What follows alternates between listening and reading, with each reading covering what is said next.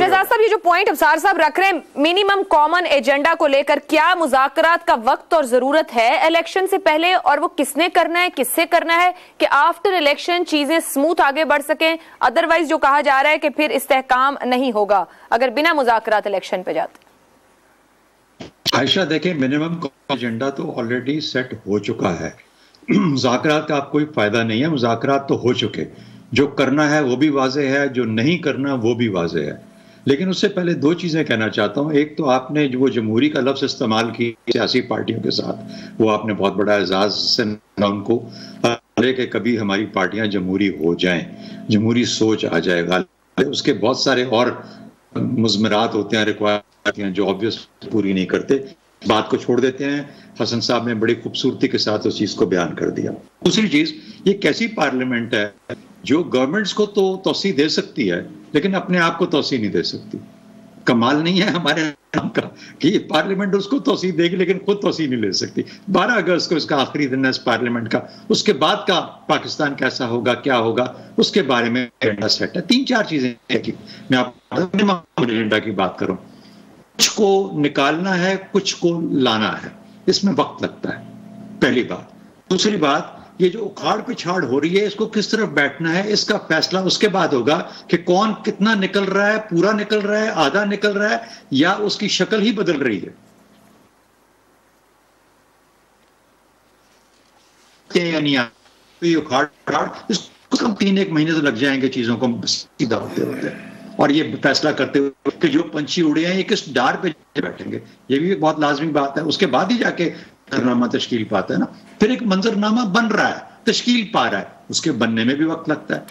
फिर उसके बाद जुडिशल रिफॉर्म्स होने हैं। याद रखें, सितंबर के बाद जुडिशल रिफॉर्म का एक बहुत बड़ा एक आने वाला है, एक जिम्मेदारी। उस जुडिशल रिफॉर्म को 5-6 महीने लग सकते हैं, क्योंकि जब तक इंसाफ आपके अवाम को, उस वक्त तक इलेक्शन तो फिर फजूल है, इलेक्शन तो किसी काम के नहीं है। तो इलेक्शन तो हो जब इंसाफ का निजाम अपने तौर पे मुकम्मल तौर पर हर पाकिस्तानी जो है सब कुछ मईशत को भी संभाल लेंगे, सीधा कर लेंगे। ये भी एक जरूरी बात है। इलेक्टोरल रिफॉर्म भी आ सकते हैं। और फिर याद रखें, बेचारे शहबाज शरीफ साहब जिन्होंने जिम्मेदारी उठाई खाम खा में आके, उनका तो जिम्मेदारी भी नहीं थी और इतना किसी और का बोझ उठा के चल रहे हैं, तो उन्होंने कहा कि अगर मुझे देना ही है तो कम से कम फिर 2-2.5 साल जरा मुझे सुकून तो लेने दो, विजिट करूं, तुर्की जाऊं, आगे पीछे उनसे मिलूं, पता लगे वजीर आजम पाकिस्तान है, और वैसा थोड़ा सा जरा बात बने दुनिया के अंदर। ये क्या तरीका है कि ये सारी उम्र बड़े भाईजान के लिए आप काम करते रहें और अपनी बारी कभी ना आए? तो मेरा ख्याल है उनको भी कुछ वक्त चाहिए, सबको वक्त चाहिए, ये है मामला।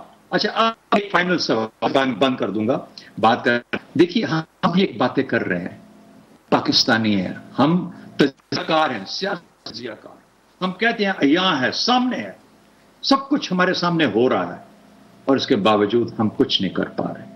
ये वो सब निशान है जो हम जैसे तज्जियाकारों को बार बार अपने दिल से पूछना चाहिए। ठीक, ये दो बातें यहाँ पर इसार साहब सामने आती हैं। एक तो इंतखाबात में इल्तवा जो शहजाद साहब कह रहे हैं सबको ही वक्त दरकार है, और फिर वो साथ एक रिफॉर्म्स की बात कर रहे हैं, वो तो शायद ख्वाब ही रहे यहाँ पर, क्योंकि हर आने वाला कहता है बहुत रिफॉर्म्स हम गुज़िश्ता कई सालों से देख रहे हैं ना हो।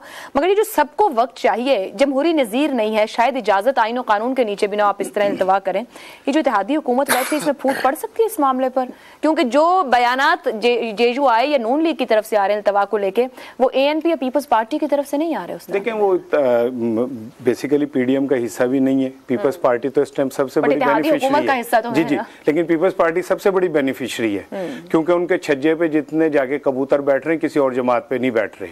तो उन्हें क्या जरूरत है, जब परिंदे उड़ उड़ के उनके छज्जे पे बैठ रहे हैं तो वो कहेंगे जी कल कर लें, कल क्या पता फिर ये परिंदे उड़ के कहीं और चले जाएं। देखिए, जो कौमें होती है ना, जो अभी हसन भाई कह रहे थे, उनमें 10 साल 20 साल 1 साल भी बड़ी अहमियत रखता है। इसकी एक मैं मिसाल देता हूं आपको। तुर्की में जलजला आया, 45,000 लोग जाँ बहक हो गए, 11 रियासतें तबाह हो गई, इंतखाबात करा दिए उन्होंने, और उन्होंने टेंटों के अंदर पोलिंग बूथ बनाए, इंतखाबात करा दिए उन्होंने, इंतखाबात से आगे पीछे नहीं हुए। और पाकिस्तान का अलमिया देखें कि यहाँ पे पार्लियामेंट को एक्सटेंशन देने की बात वो शख्स कर रहा है जो पार्लियामेंट का हिस्सा ही नहीं है। वो इलेक्शन हारा हुआ है, लेकिन वो इतने धड़ल्ले से कह रहे हैं कि पार्लियामेंट को एक्सटेंशन मिलनी चाहिए। इससे आप जमहूरी निजाम का अंदाजा कर लें। और ये जो आपने एक लतीफा लिखा ना कि क्या जमहूरी जमातों को इलेक्शन के बारे में होना चाहिए, तो मुझे बताएं क्या जमहूरियत इसका नाम है कि बड़ा भाई वजीर आजम, छोटा भाई वजीर आला, कोड़म वजीर खजाना, उसका भतीजा जो है वो नेक्स्ट सीएम बनने का, उनकी बेटी जो है नेक्स्ट प्राइम मिनिस्टर की है ना। जमहूरियत तो वोट पे खड़ी है ना, वोट जैसा लेकर मैं जमहूरी पार्टियों की बात कर रहा हूं, मैं तो अभी वोट की दवाई पार्टी में जमहूरियत नहीं हमारी नहीं, तो फिर मैं यही तो कह रहा हूं कि ये एक अच्छा है। बारिश के मौसम में इतना खूबसूरत लतीफा आपने मुझे सुना दिया कि जमहूरी सोच रखने वाले बाप सदर बना, बेटा वजीर खारजा बन गया, बहन जो है वो मेरे ख्याल पार्लियामेंट की मेंबर हैं, आगे अल्लाह खानदान को बरकत दे, वो भी आगे चले जाएंगे। लेकिन असल चीज जो है वो ये है कि क्या हमने ये आज तक 75 सालों में तय किया। अभी हसन भाई मुनीर नियाजी साहब का कह रहे थे ना, तो मुझे उनकी नज़म का एक टुकड़ा याद आ गया। वो कहते हैं जरूरी बात कहनी हो, कोई वादा निभाना हो, उसे आवाज देनी हो, उसे वापस बुलाना हो, हमेशा देर कर देता हूं मैं। हमने 75 सालों में हमेशा देर की है और कुछ नहीं किया। ये जो हम कह रहे हैं, क्या मुराद है? आवाम को तो ना बीच में कोसे। अब हमें पाकिस्तान का हिस्सा तो रहने देना, इतना तो हमें हक दे दें। किसने की? इतना हक तो दे दें ना। जो बेचारे मुंतखब करके भेजें, जो इस निजाम को लेके चलें, जो टैक्स दें, आप उनको तो ना रगड़ें। बिल्कुल बिल्कुल। मैं एक फखर से कह रहा हूं कि हम अपने आप को उनके साथ जोड़ के चले, पाकिस्तानी महसूस करते हैं। अदरवाइज तो जेब में शनाख्ती कार्ड रखना ही सिर्फ पाकिस्तान की अलामत हमारी रह गई है। और दूसरी चीज ये है कि पाकिस्तान के अंदर अगर इंतखाबात नहीं होते तो क्या फर्क पड़ जाएगा। अच्छा चले, कुरैशी साहब के ऊपर किसी ने भी कमेंट नहीं किया। कुरैशी साहब कोई पैगाम लेकर आए, बड़ी मुख्तलिफ उनका बाहर आना और कल की मुलाकात के बारे में इत्तला देना है। कोई कमेंट? बहुत सारी एहतमाम हुज्जत होती हैं, वो मिलेंगे जाके कासिम के वालिद मोहतरम से और मिलके वहां पे वो अपना एजेंडा देंगे। अपना एजेंडा देंगे डेफिनेटली। 1 महीने में मुराकबा पैगाम रसानी करेंगे। नहीं, मेरा ख्याल है कि पैगाम रसानी की जरूरत नहीं है। जिन्होंने पैगाम रसानी करनी है उन्हें शाह महमूद कुरैशी के कंधे के इस्तेमाल की जरूरत नहीं है। कुरैशी साहब लीड करेंगे। मेरा ख्याल है कि कुरैशी साहब जाके हो सकता है ये कहेंगे बाबा जी तुम थोड़ा वेट कर लो, आराम कर लो। उन्होंने बोला ना एक जुमला, उन्होंने कहा आज भी इंसाफ का झंडा मेरे हाथ में। और कारकुनों के लिए भी आवाज बुलंद की। तो ये इस बात की अलामत है कि वो आने वाले दिनों में कह सकते हैं कि मैंने तो खान साहब को बहुत समझाया था लेकिन वो नहीं माने, लिहाजा मजबूरन मुझे अपना रास्ता एक नया बनाना पड़ा। देखते हैं कि कुरैशी साहब कल मुलाकात में क्या बताते हैं, अपनी क्या तज्जिया सियासी सूरत हाल पे पेश करते हैं। Chief justice Pakistan justice Umar Ata Bandial की सरबराही में सुप्रीम कोर्ट के 5 रुकनी बेंच ने ऑडियो लीक्स कमीशन की तश्कील को चैलेंज करने वाली 4 दरखास्तों पर समाअत की, जिसमें Justice Ijazul Ahsan, Justice Munib Akhtar, Justice Syed Hasan Azhar Rizvi और जस्टिस शाहिद वहीद शामिल हैं। वफाकी हुकूमत ने बेंच में chief justice Umar Ata Bandial, justice Ijazul Ehsan और जस्टिस मुनीब अख्तर की शमूलियत पर एतराज उठा रखा है। आज की समाअत में जज साहिबान की जानिब से अहम रिमार्क्स देखने को मिले हैं। चीफ जस्टिस उमर अता बंदयाल ने रिमार्क्स दिए हैं कि क्या खूबसूरत तरीका है और अदलिया के साथ क्या इंसाफ किया है। पहले इन ऑडियोज पर जजेस की तस्दीक की, फिर कहा अब इन ऑडियोज के सच्चे होने की तहकीक करवा लेते हैं। जज को तौहीन अदालत की दरखास्त में फरीक नहीं बनाया जा सकता। चीफ जस्टिस पाकिस्तान एक आईनी ओहदा है। मफरूजे की बुनियाद पर चीफ जस्टिस का चार्ज कोई और नहीं इस्तेमाल कर सकता। चीफ जस्टिस का मजीद कहना था कि इस केस में चीफ जस्टिस दस्तयाब थे जिन्हें कमीशन के कयाम पर आगाह ही नहीं किया गया। चीफ जस्टिस के इल्म में नहीं था और कमीशन बना दिया गया। जस्टिस मुनीब अख्तर ने अटॉर्नी जनरल से पूछा क्या वफाक को इल्म नहीं कि ऑडियोज मुसद्दिका हैं या नहीं है। सीनियर काबीना मेंबर ने तो इस पर प्रेस कॉन्फ्रेंस भी कर डाली। क्या यह दुरुस्त नहीं कि वजीर दाखिला इन ऑडियोज पर प्रेस कॉन्फ्रेंस कर चुके हैं? प्रेस कॉन्फ्रेंस में कुछ ऑडियोज चला भी दी गई। जस्टिस मुनीब अख्तर ने रिमार्क्स दिए कि वजीर दाखिला ने प्रेस कॉन्फ्रेंस क्यों की? क्या ऐसी लापरवाही का मुजाहिरा किया जा सकता है? जस्टिस मुनीब अख्तर ने मजीद कहा कि ऐसे बयान के बाद तो उस वजीर को हटा दिया जाता या वो मुस्ताफी हो जाता। इसी सूरत हाल पर जो आज कमेंट्स दिए गए, जो गुफ्तगू रही, अटॉर्नी जनरल पेश हुए, अपनी साइड की बात भी उन्होंने रखी, मगर बार बार ये वहां पर बताया गया और कहा गया कि एग्जीक्यूटिव जो है वो मुदाखलत कर रही है आला अदालत के मामलात में। इसी पर गुफ्तगू करेंगे। सवाल आप सबके लिए, क्या एग्जीक्यूटिव सुप्रीम कोर्ट के इख्तियारात में मुदाखलत कर रही है? हसन निसार साहब, एक रिमार्क्स दिया गया चीफ जस्टिस साहब की जानिब से, महज इल्जामात की बुनियाद पर जजेस पर एतराज नहीं किया जा सकता। क्या वो मामला जहां कॉन्फ्लिक्ट ऑफ इंटरेस्ट हो, जजेस को भी ऐसे केसेस सुनने चाहिए? अच्छा, फिर कहीं और निकलते हैं, बात समझ में नहीं आ रही। देखें, फिर वही बात, 75 साल, मैं इनको अब 175 तो कर नहीं सकता, अपनी हदूद से तजावुज करना हमारी तारीख, एक दूसरे के छाबे में मुंह मारना हमारी तारीख, हमारी सेकंड नेचर, हमारा डीएनए है।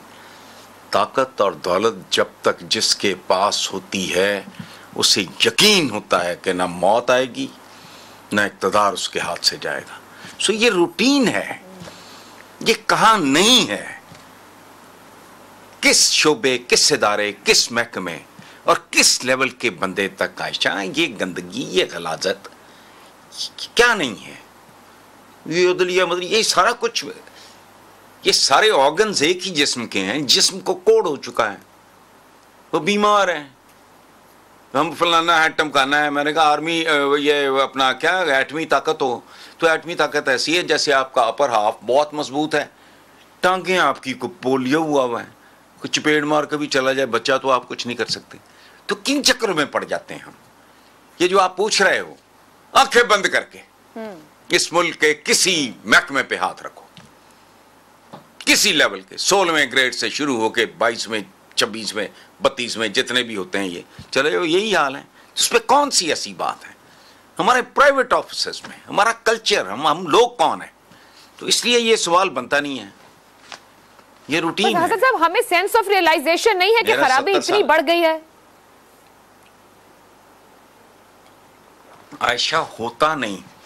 मुझे किसी ने समझाया था कि ह्यूमन माइंड ड्रॉ करके मुझे बताया था ये चीजें होती हैं, और जो बात आप कर रहे हो उसने कहा कि ये ब्रेन का ये हिस्सा इसके साथ डील करता है, और if it stops functioning for 2 to 3 generations it dies forever. खत्म। मैं तो न्यूरोसर्जन नहीं हूं, but it was explain to me, जो मैंने कोशिश की है मैं आप तक पहुंचा सकूं। मर चुका है। नहीं,